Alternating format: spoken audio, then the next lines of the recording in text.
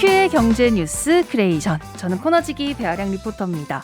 어렵고 복잡한 경제 한 큐에 정리해 주실 김큐 오랜만이에요. 네, 어서 오십시오. 2주 동안 안 봤으니까 그러니까요. 허전하고 보고 싶었다 이렇게 얘기해야 되는 거죠. 없으니까 더 존재감이 느껴졌죠. 그럼요.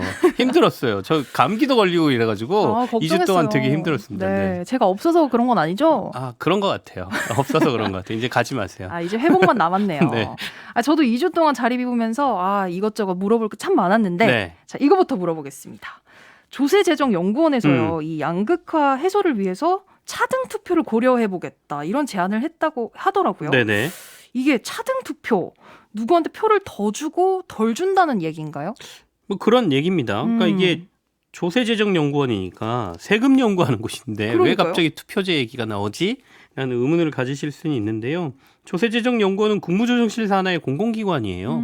그러니까 국가에서 연구하라고 돈 주는 곳에서 이제 세금하고 세금과 관련된 여러 가지 연구 보고서를 내긴 하는데, 그래서 저도 좀 궁금해서 사이트에 들어가서 원문 보고서를 다운받아서 다 한번 쭉 읽어봤어요. 네. 이거 누구든지 다운받을 수 있으니까요. 한번 들어보시고 읽어보시면 나름 재밌을 것 같습니다. 제목은요, 이 보고서가 지속가능한 사회를 위한 고찰, 양극화 완화를 위한 조세 정책에서 정치 철학까지 이렇게 되어 있습니다. 서문을 살펴보면 조세 정책 측면에서 누진세가 양극화 완화의 기본적인 제도다.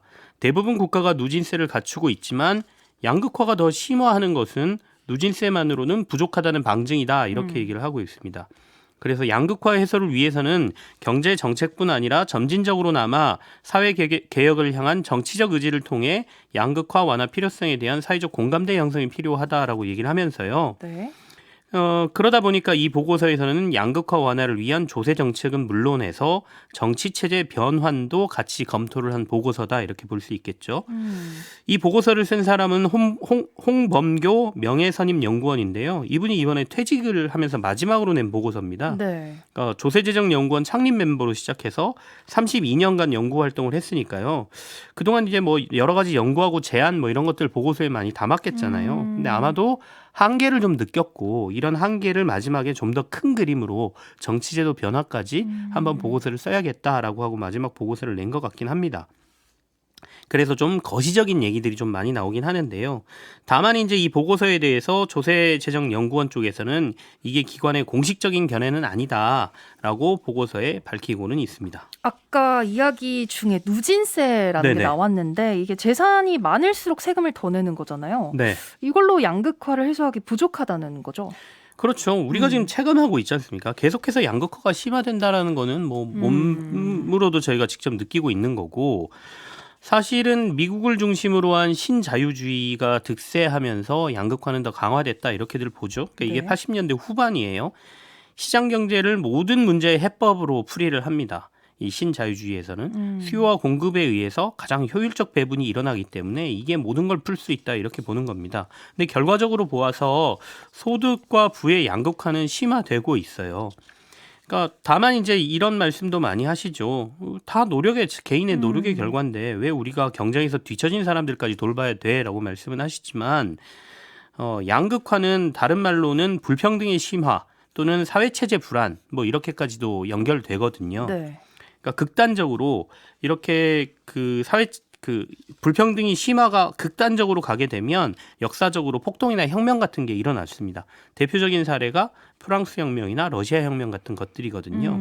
그래서 이런 것들을 경험하고 나서 이게 너무 이렇게 극단적으로 가면 안 되는구나라고 해서 생긴 제도가 누진세다 이렇게 보시면 되는데, 지금 누진세가 잘 안 먹힌단 말이죠. 네. 그러다 보니까 최근에 이 누진 제도를 더 강화하자는 목소리도 꽤 나와요. 보완하거나 강화하자. 우리나라뿐 아니라 미국이나 다른 선진국들에서도 이런 얘기들이 계속 나오거든요. 대표적인 게 부유세예요. 그러니까 초특급 부자들에게 세금을 훨씬 많이 걷자 이런 얘기죠. 두 번째가 이제 횡재세예요. 저희가 이 코너에서도 한번 횡재세 얘기는 한 적이 있지 그렇죠. 않습니까? 그러니까 유가가 너무 급등해서 가만히 앉아서 몇 년 동안 돈을 어마어마하게 번 정유업체들에게 일시적으로 세금을 조금 더 걷어서 좀 나눠주자 이런 주장이란 말이죠. 근데 다만 이런 것들을 도입하려고 하면 세부적인 조세 정책의 결정은 정치권에서 하잖아요, 결국에는. 그렇죠. 근데 여기서 다 발목이 잘 핀단 말이죠. 그러니까 이 정치에는 이미 고학력이나 부를 겸비한 엘리트들이 정치를 장악하고 있으니까 그러니까 여기서는 무슨 주장이냐면 이 정치 제도를 변화가 좀 필요해 보인다. 이런 얘기하고 연결이 되는 겁니다. 이 그래서 보고서에서는. 이게 정치 얘기랑 연결이 되는 거네요. 네네. 처음에는 조세연구원에서 왜 정치 제도 얘기 음. 물음표 이랬는데 이제 조금 이해가 됩니다. 그러니까 앞으로 어떻게 되는 거예요? 결론부터 말해주세요. 그러니까 조금 도발적인 제안이긴 해요. 그러니까 앞서 언급된 대로 차등 투표제를 고민해 보자는 거거든요. 사회적으로. 인구 구조가 우리나라가 이제는 완전히 역피라미드 구조가 되고 있거든요. 그러니까 2022년 말 기준으로 보면 우리나라 20대 인구는 50대 인구의 한 75% 정도입니다. 20대 목소리가 구조적으로 반영되기가 불리한 구조다 이렇게 볼 수 있는 거죠. 그러네요. 그러면 이를 극복하기 위해서 50대에게 한 표를 주면 20대에게는 1.33표 정도를 줘야 된다. 이게 어쩌면 더 공정할 수도 있다라고 이 보고서에서 주장을 하거든요. 1.33표는 줄 수가 없잖아요. 그러니까 이걸 맞추려면 50대는 인당 한 3표, 20대는 인당 4표 이렇게 주면 이제 1.33표가 맞는 거예요. 다른 기준으로 보면 소득 분위별 인구수를 감안해서 이걸 조정을 해서 또 차등 투표를 부여하는 방안 이런 것들을 한번 우리가 고민해 보면 어떨까 이런 게 이 보고서에 담겨 있어요. 근데 이게 숫자로는 뭐 1.33표, 3표, 4표 인당 이렇게 말이 되는데 이게 실제로 될까요? 가능한가요? 그러니까 우리가 민주주의는 이꼴 1인 1표제 이렇게 생각을 하는 고정관념이 박혀 있으니까 그리고 정치적 기득권을 가진 엘리트 부유층이 이 제도를 쉽게 받아들이지는 않을 것 같죠. 다만 이제 이런 보고서가 나왔다는 건 그만큼 우리의 부의 불평등 또는 소득 양극화가 굉장히 극단으로 가고 있다 이런 얘기이기도 합니다. 네네. 우리나라는 아시아에서 가장 부유한 국가 중에 하나입니다. 뭐 체감은 못하시겠지만 숫자적으로 봐서는 그렇습니다. 평균 가계 자산이 2억 900만 원 정도고요. 이거는 그냥 단순 수치만 비교하면 중국 평균의 2배 이상, 인도에는 한 8배 정도 개인 자산이 많거든요. 하지만 우리나라의 부의 불평등도 굉장히 심합니다.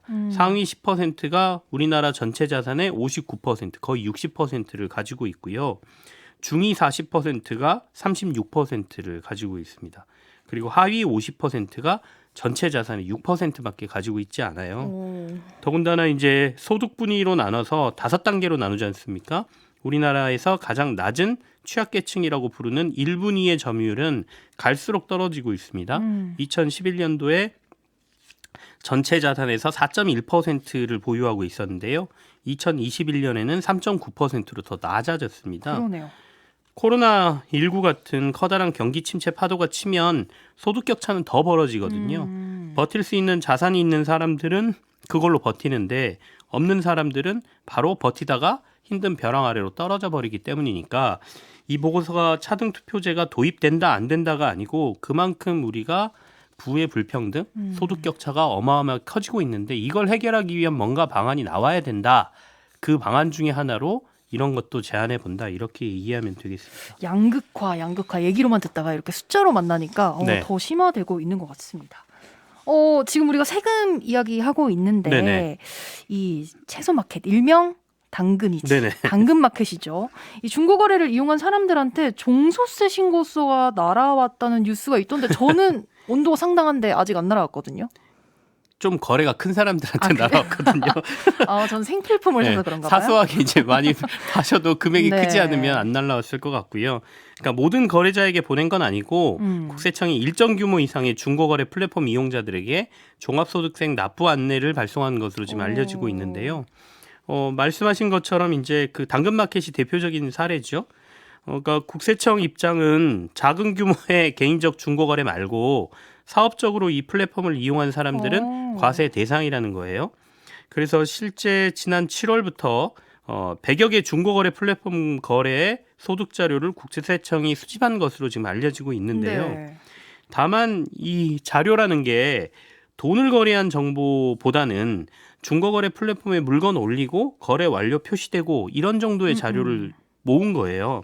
그러다 보니까 중고거래 뭐 해보셨으니까 아시겠지만 우리가 실제 동거래는 만나서 하잖아요. 그렇죠. 그다음에 계좌 이체하기도 하고 만나서 또 깎아달라 그러면 깎아주기도 하고 쿨거래 해야죠. 그리고 올려놨다가 거래 안 되면 거래 완료를 푸시해놓고 맞아요. 다시 올리기도 하죠. 네. 이런 것들이 중복해서 계산이 됐다는 거예요. 그러다 보니까 내가 거래한 거하고 이 종합소득세 신고하라고 날라온 금액이 너무 차이가 난다라는 그러게요. 사람들이 지금 막 발생을 하고 있고요. 실제로 고가 태블릿 패드를 올렸다가 안 팔려서 여러 번 거래 완료 표시하고 다시 올려서 파는 사례 같은 경우에는 무려 거래가 1,300만 원을 아이고. 했다. 한 10번 정도 취소했다고 하는데 그렇다 보니까 여기에 대한 불만들이 지금 폭주하고 있는 거죠. 그리고 이거 중복돼서 카운트가 되면은 좀 문제가 있겠는데 네. 혹시 정부가 이 세수가 부족하니까 이 당근마켓까지 하는 건가요? 뭐 그런 관점으로까지 볼 건 아닌 것 같고요. 그러니까 소득이 있는 곳에 세금을 물리는 건 조세 정책의 기본이니까 더 세밀하게 중고거래뿐 아니라 그 원칙에 맞춰서 세원 발굴을 하는 거는 국세청이 해야 될 일이라고 봅니다. 근데 다만 이번처럼 너무 조금 어설프게 대충 이렇게 보내버리면 그리고는 받는 사람 보고 알아서 네가 증명해 이런 상황이 돼버리는 거잖아요. 그러니까 이런 방식은 안 될 것 같아요. 그러니까 이거는 어떻게 보면 행정력 낭비고 다분히 행정 편의적 발상이다 이렇게 보여지거든요. 중고거래에 대한 세금 부과 기준 그리고 부과 방식에 대한 보다 명확한 기준과 방식이 좀 필요해 보인다 이렇게 말씀을 드리죠. 시간이 조금 남아서 이 질문까지 하겠습니다. 방송을 제가 봤는데 지난주에도 좀 말씀해 주셨더라고요. 네네. 일본 라인 야후 상황 업데이트 이거 좀 필요합니다. 앞서 이제 저희 국제뉴스 시간에 잠깐 다뤘는데요. 네. 돌아가는 상황이 좀 불안하긴 합니다. 그러니까요. 요즘 자본이 국경을 얼마든지 넘고 주식시장에서 원하면 또 주식을 자유롭게 살 수가 있으니까 기업의 국적이라는 게 좀 애매하긴 하거든요. 근데 결국에는 대주주가 누구냐, 특히 경영권을 누가 가지고 있느냐에 따라서 국적을 저희가 좀 따지긴 합니다. 네. 다들 아시겠지만 지금 50대 50인 네이버하고 일본의 소프트뱅크의 지분율 조정을 지금 일본 정부가 압박하는 상황이지 않습니까?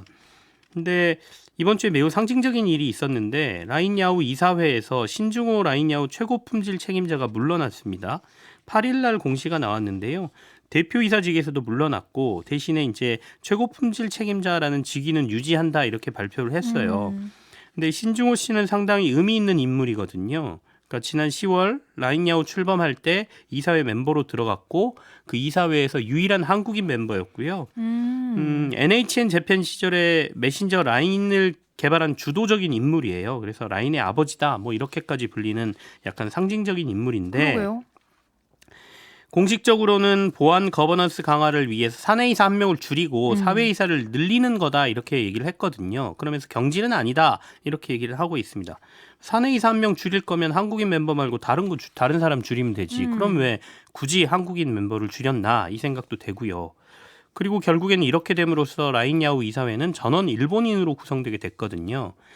지금 지분 매각 압박이 이어지고 있는데 이사회마저 일본 측 임원들이 완전히 장악하게 되면 지분을 지금 그대로 유지한다 하더라도 사실상 경영권을 뺏긴 상황이에요. 그래서 그러네요. 이렇게 되면 결국에는 뭐 앞으로 지분에 관련된 얘기가 많이 나오겠지만 이미 상황은 좀 그쪽으로 무게추가 넘어간 거 아닌가라는 생각도 듭니다. 네이버랑 우리 정부가 모두 공식 입장을 냈죠. 그렇습니다. 네이버는 지금 민감하기 때문에 협상이 진행 중이다. 민감한 내용이라 공개하기가 힘들다라고 공식적으로 얘기하고 있고요. 최선을 다해서 네이버 주주들에게 피해가지 않도록 최선의 안을 도출해내겠다라는 굉장히 원론적인 얘기를 했습니다. 정부는 여론이 좀 안 좋아지다 보니까 뭐 왜 입을 닫고 있느냐 이러다 우리 기업 다 뺏긴다 이런 얘기가 계속 나왔잖아요. 그러다 보니까 부당한 대우를 받는 상황에 대해서 어제 과기부 차원의 유감 표명이 나왔습니다. 일본 정부는 행정지도에 지분 매각이라는 표현이 없다고 했지만 우리 기업의 지분 매각 압박으로 인식되는 점에 대해서 대단히 유감이다라는 말을 했고요. 정부는 네이버를 포함한 우리 기업이 해외 사업, 해외 투자와 관련해 어떤 불합리한 처분도 받지 않도록 하겠다라는 확고한 입장도 밝혔습니다. 그리고 우리 기업에 대한 차별적 조치와 우리 기업의 의사에 반하는 부당한 조치에 대해서는 단호하고 강력히 대응해 나가겠다라고 얘기는 했는데 지켜봐야 되겠지만 앞서도 잠깐 말씀드렸는데요. 이사회 장악이 끝나면 사실상 지분은 의미가 없어질 수도 있습니다. 왜냐하면 소프트뱅크가 굉장히 돈이 많은 회사잖아요. 네. 이사회에서 삼자 배정 유상 증자, 그러니까 앞으로 우리가 돈 다른 투자자한테 받을 거야라고 하고 소프트뱅크가 돈 투자를 많이 해버리면 지분율은 확 바뀌게 돼 있거든요. 그래서 빨리 현실적인 방안을 마련해서 일본 외에 아시아 지역에 뻗쳐 있는 네이버의 자산이나 이런 것들을 빨리 다 가져올 수 있는 방법을 좀 고민을 해야 되는 시기가 아닌가 싶습니다. 좀 잘 풀렸다는 기사를 좀 만나고 싶네요. 네네. 오늘도 잘 들었습니다. 김큐의 경제뉴스 큐레이션 여기서 마무리할게요. 네, 지금까지 배아량 리포터와 함께했습니다. 고맙습니다. 네, 고맙습니다.